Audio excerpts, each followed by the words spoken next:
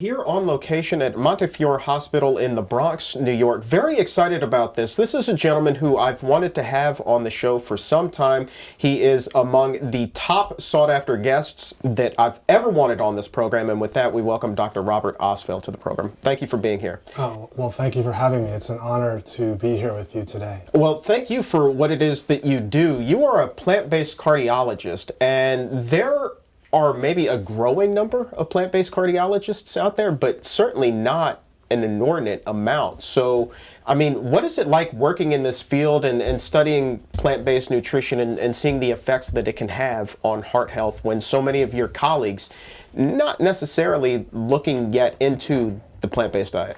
Well, it's been incredible to see the impact of plant-based nutrition on our patients' health. I mean, they get so much better. I mean, it's really, why do we go into medicine? We want to help people, and it really helps us make that happen. And, you know, there was a really interesting questionnaire. They asked about 900 cardiologists, how many of you think that nutrition is important? And about 90% or so said, yeah, we think it's important. And then they asked, what percent of you think that you had enough training during residency and fellowship to help patients achieve meaningful nutrition change? 1%. 90% thought it was important, and 1% felt equipped to help people make that change. And that was my experience along the way with training. I had the opportunity to train with incredible people along the way, but if you told me about plant-based nutrition when I finished my cardiology fellowship, I frankly would have thought it was weird. We just aren't getting exposed to it. And the guest that you're going to have, Dr. T. Colin Campbell, an incredible man, and it's his book and his work that helped me come along this path. So it's been incredible to work with our patients to see the profound improvements that they get. And it's been incredible to work with our colleagues because although they may not be, including me, equipped with the information about how to help people manifest this change, they know it's important. So the activation energy to help, bring us all along the way, it's already there.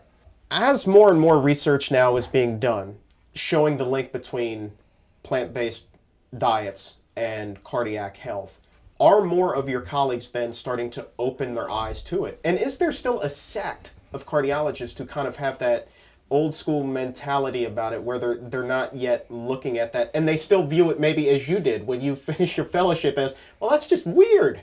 Yeah, I mean, it's all of the above. You're 100% correct. And we are benefiting also from societal trends. I mean, there are articles all the time about plant-based this, plant-based that, this person doing great, that person doing great. And we are benefiting from that societal wave because, that's on the big TV news channels or the newspapers. So we're all seeing it, all kinds of doctors and medical students alike.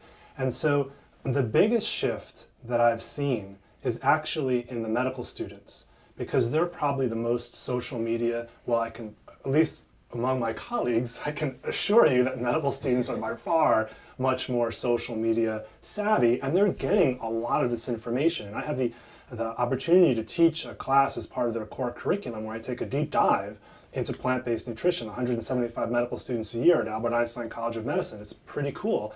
And many of them are already pretty well abreast of this information.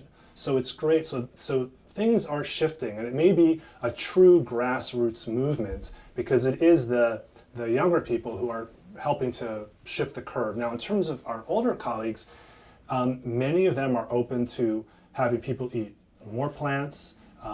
They definitely support it. Now, some rate-limiting steps are maybe they're not sure how to talk to people about it. Maybe they don't think that the patient can do it. Maybe they think, well, I can't do it, so how could I have my patient do it? And society does not make the healthy choice the easy choice. Mm-hmm. So there are a lot of hurdles that we have to overcome. But many of my colleagues are receptive to the message. Having that manifest into overt change is another story. But there definitely is, just like there are different camps in politics and this and that, unfortunately, with diet, it seems to be the same as well. There are a handful of people that fall into the keto arm. And there are a handful of people that fall in the paleo arm and some that fall in the Mediterranean arm. And the Mediterranean style diet is quite a good diet. But many of these dietary patterns have a lot of the Venn diagrams overlap a lot. Right. Many of them focus on vegetables, fruits, whole grains, things like that. So there's a lot of common ground that we can build from. You mentioned keto. That's a buzzword. That's a big one right now. And whenever we do a keto podcast, I mean, just the downloads, they shoot through the roof. People are so into keto for whatever reason. As a cardiologist, I'm always curious to ask this. What is your opinion of the keto diet?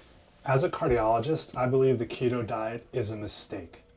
The keto diet, I believe, is based on misinformation. And the general theme is that in the 1980s, the government told us to eat low fat. Then we ate low fat, and look at us now. We're fat and sick. It's a really nice narrative, but it's not true. We ate more of everything, including fat. So it's based, I think, on fake news. There's no long-living population that is consistently in a state of ketosis. And the one population that often comes up is the Inuit population. They live very far north, near the pole, and they eat a lot of fish. Well, they have similar heart disease rates as people in Canada.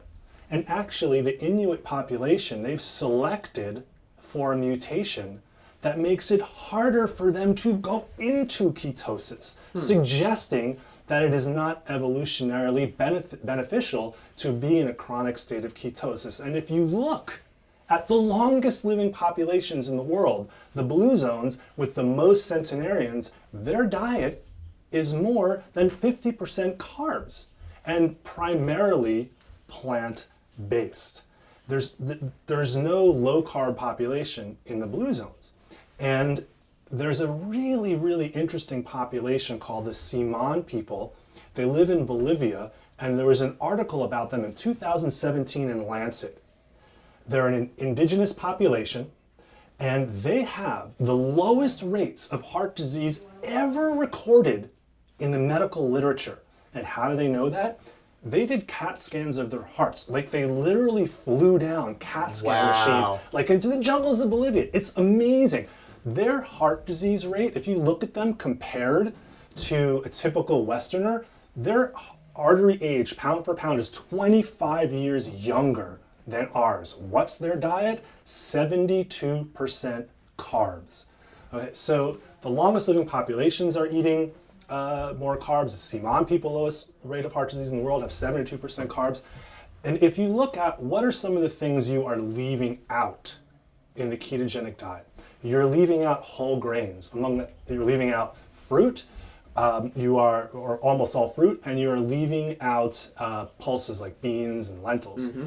All of those things are among the healthiest foods in the world. If you eat, there was a wonderful study out of Lancet by Reynolds where they looked at 135 million person years of follow-up. That's a huge study. You follow me for 1 year in a study, that's 1 person year of follow-up. And they found the more whole grains you ate, the better you did. You lived longer, less heart disease, less cancer, less diabetes. Yeah, you ate more whole grains and you had less diabetes. You're leaving that out. How about the fruit? Similar kind of data. Dr. Du found in a huge population out of China, like 500,000 people worth, published in the New England Journal of Medicine and PLOS Online, the more fresh fruit you ate, the better you did. The less heart disease, the less high blood pressure, the less diabetes. Yes, you ate more fresh fruit and you had less diabetes. I'm kind of getting sick of hearing about how fruit causes diabetes. Beans and lentils, the pulses, also are associated with living longer. You leave all those things out, and then the ketogenic diet is helpful for people with refractory epilepsy in the pediatric population. Right. And it started in this group in the hospital because there's so many side effects. There's pages and pages of side effects. Heart arrhythmias, mineral deficiencies, cardiomyopathy, fractures, kidney stones. They take it, they're very careful with it. So I don't think a ketogenic diet is your friend. And as a cardiologist, I recommend my patients absolutely do not do it. Now, why do people consider a ketogenic diet helpful? There are 2 general categories. One category is weight loss. The other category is diabetes. Now, in regard to weight loss, a ketogenic diet is helpful for short-term weight loss, but so is cocaine. And what happens is if you don't eat any carbs, you use up your glycogen stores in your body. That's what glucose is stored as, and that holds water. So you use them up, you pee out the water, lose a little weight. When you initially start a ketogenic diet, you get something called the keto flu, and you feel a little crummy, so you eat a little less. And then the ketones themselves are water avid, so they help you pee out fluid. So in the short term, you lose weight. But in meta-analyses of multiple randomized trials of weight loss with a keto diet versus a higher carb diet, there's really only about less than a kilogram of difference in weight loss.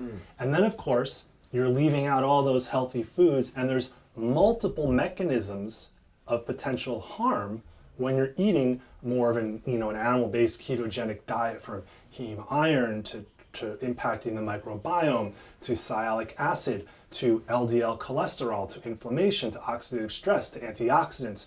The list goes on. I'd be happy to take a deep dive into those. That's weight loss. So I look at the weight loss thing, to be honest, as fool's gold. Diabetes, a meta-analyses of large randomized trials, longer term, showed that there's no significant difference between a higher carb, low fat, and a ketogenic diet in terms of sugar control. Now, if you eat no sugar, your blood sugar levels will go down. But the issue is you're not necessarily reversing the underlying reason why you have the diabetes. We're talking about adult onset type 2 diabetes. You have diabetes in the first place. That's the insulin resistance. And you're just masking it by making it seem like your blood sugar is low. And what happens is when you're eating more animal products, you get fat deposits in your muscle and your liver, causing insulin resistance, making it harder for the glucose to go from your blood into those places where it can be stored. Now, when you don't eat sugar, your blood sugar goes down, so it looks like you fixed the problem. But then when you sit within 6 feet of a donut, your blood sugar shoots up. So to me, reversing diabetes is not masking it, but actually being able to eat fruit and whole grains and not having your blood sugar go up. And we do have data from the Physicians Committee for Responsible Medicine where eating a plant-based diet can improve insulin resistance and improve beta cell, or the pancreas's ability to make insulin. I'm not aware of any data to that effect with a ketogenic diet. I want to switch gears a little bit, and I want to tap into your time in the operating room, and I want to go inside an artery, if you will. And we hear a lot about plaque buildup. And I'm curious, we hear about plaque on our teeth. Obviously, you got to brush it off every morning and at night before you go to bed. Is that similar to what you find in an artery when it's clogged up? What does that look like? I've always been curious about that. Well, the plaque in the teeth it's a little bit different than the plaque in the arteries, but you bring up an important point because there is a link. And when you have gum disease, that creates inflammation in your mouth, and that seeps into your blood vessels and can promote disease in blood vessels, make the blood vessels function less well. And we know if you treat gum disease, you can reduce inflammation in your mouth, in your blood vessels, and improve blood vessel function over time. Looking into an artery, it's really fascinating. So there's the artery, and there's the inner wall with those endothelial cells that are one cell layer thick. It's like the wallpaper inside the wall. And then right outside of it is a muscle layer, and then there's another layer around that as well. So that's the artery. Normally it's wide open, and if you're going for a jog and your leg needs more blood, the endothelial cells secrete more nitric oxide, which helps the arteries to the leg dilate, so your leg gets more blood, and they're really healthy and flexible. But you know what? In the US, in the Western world, by the time we're 12 to 14, about 2/3 of us have early signs of cholesterol disease in the blood vessels that feed our hearts with blood. 2/3 of 12 to 14-year-olds. And I'm pretty sure that most of the people listening to this podcast are older than 12. Yeah. So what happens is the healthy wallpaper, the endothelial cell, can get injured. And whether that's from pollution or inflammation or a toxic Western diet or smoking, it gets injured. And when that happens, the blood runs in the middle of the artery, and it has little cholesterol particles in there too. And if we eat fewer animal products, we will have less cholesterol. But our body makes some, and you have cholesterol flowing through. And that can burrow across the endothelial cell and land in the wall of the artery, exactly where you don't want it. Mm-hmm. And when it's there, it can become oxidized like a splinter. You know, if you get a splinter in your finger, it's all red and irritating and painful. Well, it's the same kind of thing, except in the wall of your artery where you don't want it. That makes the artery sicker, less healthy over time. And it creates local inflammation, kind of like you had in your gums with dental disease, but local inflammation in your artery, making it function less well. And that local inflammation damages the endothelial cells even more, letting more cholesterol particles in, more cells going across to try to fight that inflammation. And then the plaque grows and grows.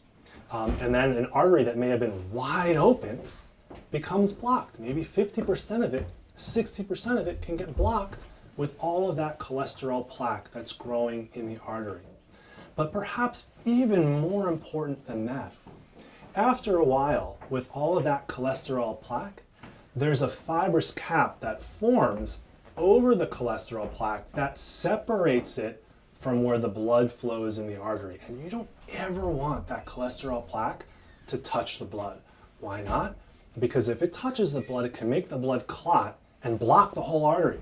That's an emergency. That's a heart attack. You want a stent right away. Don't pass go, straight to the cath lab, get a stent. But what happens is with all that inflammation, local, more cholesterol particles burning across, that fibrous cap gets thinner and thinner and weaker till one random Tuesday afternoon, it cracks. And so you have here just this incredible program, and I can't wrap this up without asking you a little bit. You have both an inpatient and an outpatient program where you introduce people to the plant-based diet, like you were just mentioning. So walk me through this. Like this is really kind of a revolutionary concept. Oh, well, thank you. You're very generous. So we have, for our clinical program, we have two arms, an outpatient arm and an inpatient arm. The outpatient arm started around 7 or so years ago. And basically, I weave plant-based nutrition into every patient visit that I have. And we do the usual stuff, history, physical exam, medications, but then I talk about how plant-based nutrition is incredibly important for that specific person, their specific issues. And long story short, we give them handouts that go through exactly how I would like them to eat. And then we have these Saturday morning sessions that we do every other month or so. They're 4 hours long. I speak, a nutritionist, an RD, Lauren Graff speaks, and we take a deep dive into the how and why of plant-based nutrition. And we ask people to come with a friend or significant other to help them along the way. We serve lunch, and we don't charge patients for it either. I fund it all through donations. There's a very large indigent patient population here, and I want to democratize this information as much as possible. And even if I charge $7, would not come anywhere near our cost, but even if I charge $7, that would be too much of a rate limiting step for quite a few of our patients. So I just have it all for free. And so that's in a nutshell our outpatient arm, and I'll follow up with people over time. And so we also have an inpatient arm of the program. And what would happen is I would round in the hospital a number of weeks each year. I'd talk about plants with the patients in the hospital. I'd leave, and then 5 minutes later, dinner's served. And it's chicken. You know, like I'm just totally undercut. It just wasn't working. So I had the opportunity to work with nutrition and with food services, and we developed plant-based meals for patients. So now you can go in the patient's room, you can order plant-based meals that go to them, but that wasn't enough. It comes with a handout in English and in Spanish, which can help explain why we want them to eat this way and what the food is. But that wasn't enough. We wanted more education. So the documentary film, Forks Over Knives, now plays on continuous loop on one of the channels on the inpatient TVs for free for patients with Spanish subtitles. So now I walk in a patient's room, I tell them, rah-rah plants, I order the meals, it comes with a handout, and I can outsource a lot of the education to Forks Over Knives, which is helpful because I don't have 90 minutes to spend with each patient. I just wouldn't physically be able to do that. So it's been a wonderful thing, and we were blessed to be able to have this program, and many other hospitals have started similar kinds of programs and are showing forks over knives on their inpatient TVs as well. So that's in a nutshell, our inpatient program. It's just been great. That's fantastic. When you approach patients, I'm sure a good number of them have not even thought about a plant-based diet until you enter the room. What kind of reaction do you get? I'm sure that you get some pretty funny ones. Yeah, I mean, they look at me, well, some people are totally open to it, but some people look at me like I'm from Mars. Right. Like they've never, ever heard this before. It just goes against the whole way they've been brought up. And, one thing I would recommend is right now, when we order the meal, it's called Heart Healthy Vegan. Mm-hmm. And we're working to get the name vegan out of it because some people are turned off by that term. Some people really like that term, but I just want it to be called something without vegan to help us cast a wider net. And I've had some patients get really upset at the term vegan. You can just erase the term, it's the same diet, but that can turn some people off. So I recommend not weaving that into your dietary name if you can. But what it really comes down to is, a conversation. And you let people know that we think this is an incredibly important part of your care. If the doctor treats it as seriously as they do the medications and the procedures, then the patients often do as well. That's incredibly important for them to know, particularly either in the in or outpatient setting, for them to know that their doctor also thinks it's really important. And hopefully that helps with behavior change.